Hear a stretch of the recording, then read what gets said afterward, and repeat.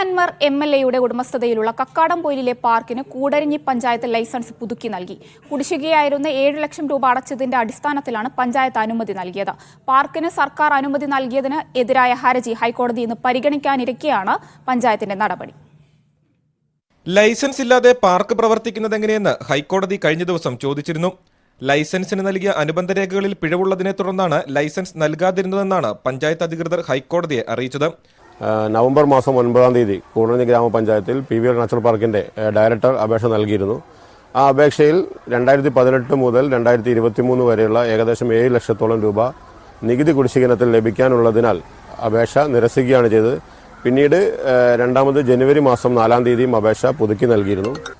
Revenue റിക്കവറിയായി രേഖപ്പെടുത്തിയ 2 ലക്ഷത്തിൽ ചില്ലറ രൂപയും 5 ലക്ഷത്തിൽ ഗ്രാമപഞ്ചായത്തിന് അടയ്ക്കാനുള്ള 5 ലക്ഷം രൂപയും അടച്ചതിന് ശേഷം ഇന്നലെ ഗ്രാമപഞ്ചായത്ത് ലൈസൻസ് നൽകുകയുണ്ടായത്. 2018 മണ്ണിടിച്ചിലിനെ തുടർന്ന് ജില്ലാ ദുരന്ത നിവാരണ അതോറിറ്റി PVR നാച്ചുറൽ പാർക്ക് പൂട്ടാൻ ഉത്തരവിട്ടത്. 5 വർഷത്തെ ഇടവേളയ്ക്ക് ശേഷം 2023 ഓഗസ്റ്റിൽ ദുരന്ത നിവാരണ അതോറിറ്റിയുടെ റിപ്പോർട്ടിന്റെ അടിസ്ഥാനത്തിൽ കുട്ടികളുടെ പാർക്ക് മാത്രം തുറക്കാൻ അനുമതി ലഭിക്കുകയായിരുന്നു. മണ്ണിടിച്ചിലിനെ തുടർന്ന് അടച്ച പാർക്ക് പഠനം നടത്താതെ തുറക്കാൻ അനുമതി നൽകിയ സർക്കാർ ഉത്തരവ് റദ്ദാക്കണമെന്നും പാർക്കിലെ അനധികൃത നിർമ്മിതികൾ പൊളിച്ചു നീക്കണമെന്നും ആവശ്യപ്പെട്ട് കേരള നദീ സംരക്ഷണ സമിതി മുൻ ജനറൽ സെക്രട്ടറി TV രാജൻ നൽകിയ ഹർജി ഹൈക്കോടതി ഇന്ന് പരിഗണിക്കും. മീഡിയ 1 കോഴിക്കോട്.